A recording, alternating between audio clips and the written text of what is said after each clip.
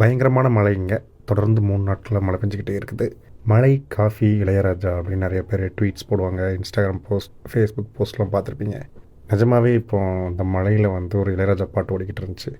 ஆனால் இந்த முறை மழை, காஃபி, இளையராஜா அப்படிங்கிறத தாண்டி மழை, காஃபி, இளையராஜா, அதை விட கங்கை அமரன். எனக்கு மழை, காஃபி, கங்கை அமரனை தான் கண்ணில் பட்டுச்சு. ஏன்னா அந்த பாட்டுடைய பாடலாசிரியர் கங்கை அமரன்.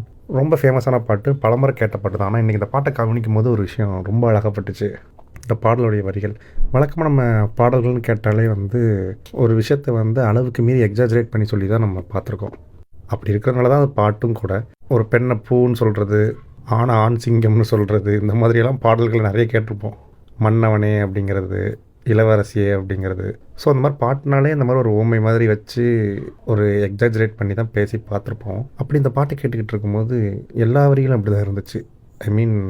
ஆரம்ப வரிகள். இந்த பாட்டு எப்படி இருக்குன்னா, ஒரு காதலன் தன் காதலிக்கு ஒரு லவ் லெட்டர் எழுதுவான் இல்லையா? லவ் லெட்டர் எழுதுன மாதிரி இல்லாமல், லவ் லெட்டர் எழுதி கொடுத்துட்டேன், அதை திறந்து படிமா அப்படின்னு சொல்கிற மாதிரி இந்த பாட்டு அமைஞ்சிருக்கு.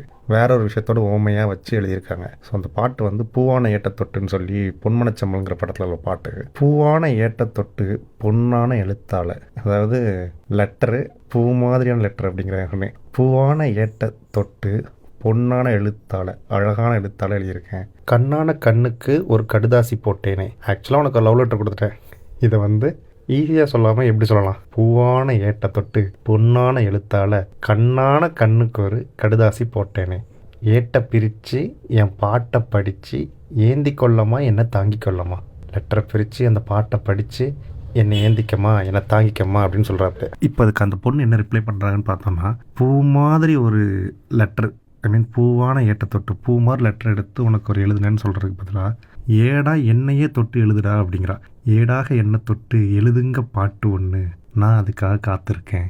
அவ்வளோதான், முடிஞ்சுது. அவன் ஒரு லவ் லெட்டர் எழுதி இந்த பொண்ணுக்கிட்ட கொடுக்க போகிறான். அந்த பொண்ணுகிட்ட இந்த மாதிரிலாம் எழுதியிருக்கேன், இந்த மாதிரி லெட்டர் எழுதியிருக்கேன், அதை திறந்து படிமா அப்படின்னு சொல்லணும். அடுத்த செகண்ட் அந்த பொண்ணோட ரிப்ளை என்ன வருதுன்னா, எதுக்கு எழுதுறதுக்கு தான் நானே இருக்கேனே, ஏடா என்னை தொட்டு எழுதிக்கடா, அதுக்கு தான் காத்துக்கிட்டு இருக்கேன் அப்படிங்கிற. அங்கேயே பாட்டு முடிஞ்சுது. அவ்வளோதான், லவ்வை சொல்லியாச்சு, அக்செப்ட் பண்ணியாச்சு. இது முதல் 2 வரிகள்லேயே வந்துருச்சு. இதுக்கடுத்து என்ன போகிறாங்க பாருங்களேன். அந்த ஆண் என்ன சொல்கிறான்னா, எண்ணத்தில் நீ இருந்தால் எழுத்துக்கு பஞ்சமே இல்லை, 1000 பாட்டு எழுதி வைப்பேன். நீ என் மைண்டில் இருந்தேன்னா எனக்கு எழுதுறதுக்கு ஸ்டாப்பிங்கே கிடையாது, அன்ஸ்டாப்பபிளாக 1000 பாட்டு நான் எழுதி வைப்பேன் சொல்கிறான். அதுக்கு அந்த பொண்ணு உடனே ரிப்ளையாக, நீ ஒரு பாட்டு பாடிட கேட்டு பூ மாதிரி நெஞ்சு பூத்துச்சு அப்படிங்குது. அடுத்த செகண்ட் அவன், பூத்தது என்ன, பார்த்தது என்ன, கேட்டது தான் தானாக கிடச்சிருச்சம்மா அப்படிங்கிற. பூத்தது என்ன, பார்த்தது என்ன, கேட்டது தானாக கிடச்சிருச்சு, முடிஞ்சது. உடனே அந்த பொண்ணு, அன்பாக என்ன கொஞ்சம் ஆதரிக்க வேணும். பதிலுக்கு தலைவர், அள்ளித்தான் சேர்த்து கொள்ள பார்த்துருக்கேன் நானும். உடனே அவங்க பதிலுக்கு,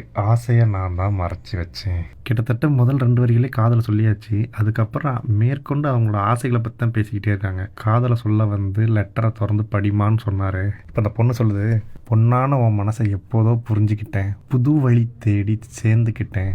பதிலுக்கு அவர், விதைச்சது தானா விளையிற காலம், நினச்சது எல்லாம் கூட கண்டேன். என்னது, உன் நினச்சி காதலை மனசில் விதைச்சி வச்சுருந்தேன், எல்லாம் விளையிற காலம் ஆயிடுச்சு, நான் நினச்சது எல்லாமே, கற்பனை பண்ண எல்லாமே இப்போ நடக்குது அப்படிங்கிறாரு. ஆமாம், அந்த பொண்ணு இவர் தான் லவ் லெட்டர் கொடுத்து அடுத்த செகண்ட் அந்த பொண்ணு தான் அக்செப்ட் பண்ணிடுச்சு. இதுக்கு அடுத்த ரயில் தான் சூப்பராக இருந்துச்சு. தாலியை நீ தான் போடுற வரைக்கும் வேலியை நான் தான் போட்டு வச்சேன்னு அந்த பொண்ணு சொல்லுது. பதிலுக்கு அவன் சொல்கிறான், பூவுக்கு வேலியிட்டா வாசம் எங்கே போகும், நீயே ஒரு பூ தானே. அவள் எப்படி சொல்கிறான் பாருங்க.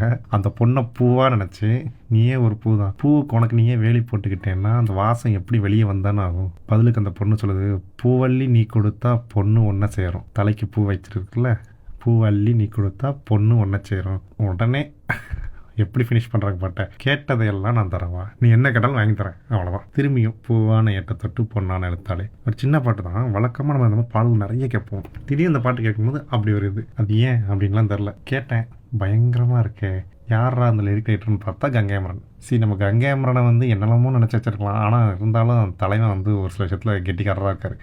இது மட்டும் இல்லாமல் கங்கை அமரன் எழுதின நிறைய பாடல்கள் பயங்கர சூப்பராக இருக்கும். திரும்ப எப்பாவது கேட்டோன்னா அதை பற்றி டிஸ்கஸ் பண்ணும்போது போடுறேன். இந்த பாட்டை நீங்கள் கேட்டு பார்த்தீங்கன்னா உங்களுக்கு என்ன தோணுது அப்படிங்கிறத கமெண்ட் பண்ணுங்கள். பிடிச்சிருந்துச்சுன்னா ஷேர் பண்ணுங்கள். தினம் ஒரு வீடியோ வரும். வேலை வெட்டிலன்னா கேட்டு போடுங்க. பாய்.